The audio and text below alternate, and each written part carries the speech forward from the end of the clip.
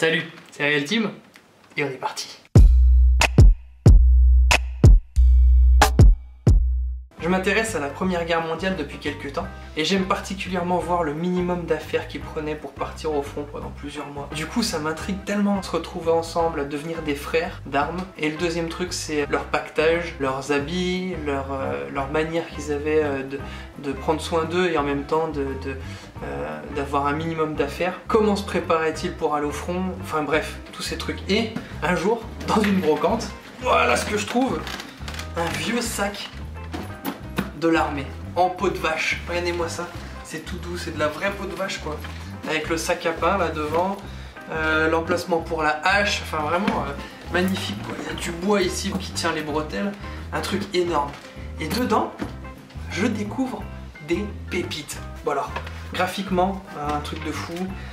Voilà, des dessins des années, je sais pas moi, 50, 60, enfin, bref, ça doit pas être les mêmes années, mais je vois un livre de tir et je découvre ce carnet. Et en fait, ce carnet, il m'a amené une solution. La première chose que j'ai vue dans ce carnet, c'était qu'il était trop stylé. Et pourtant, il était vieux. Regardez-moi ça. Une étiquette orange, bam bam, nom, prénom, sur un bout de carton noir. Et en fait, c'est indémodable. C'est indémodable. Il peut traverser les âges, ce truc, et il sera toujours autant stylé. Je veux dire, même l'intérieur, il y a des lignes noires, des petits carrés, des encarts en noir et blanc, magnifique quoi, je veux dire. Il sera indémodable ce truc. Ça c'est le premier truc qui m'a sauté aux yeux. Deuxième truc qui m'a sauté aux yeux, c'était la simplicité de fabrication. Enfin je veux dire, regardez, hein, il y a 3 agrafes, un bout de carton, un peu de papier dedans, c'est tout.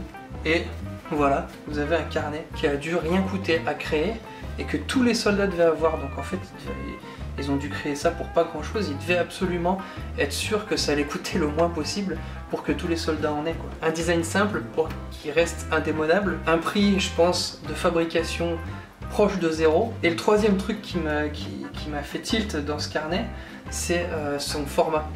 C'est un format en fait qui allait dans les poches de l'époque. Les poches elles étaient un peu plus larges à l'époque. Voilà, la mesure ça fait à peu près du 10-11 cm par 18 et en fait c'est exactement le bon format.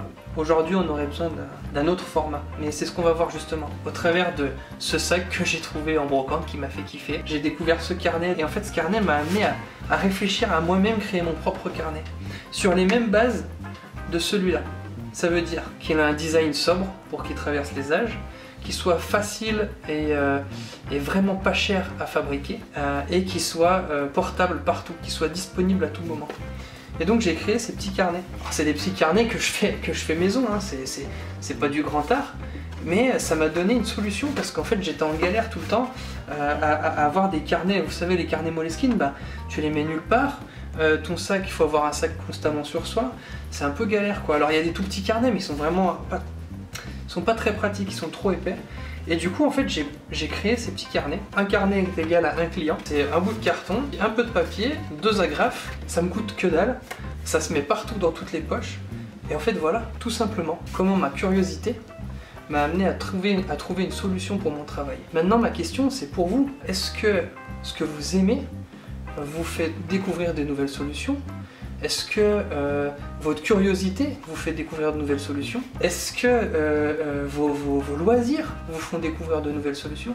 Et j'en suis sûr en fait, il y a des nouvelles solutions à trouver partout pour vous aider dans votre travail. Maintenant il suffit d'ouvrir vos yeux quoi. Votre curiosité va vous donner des solutions.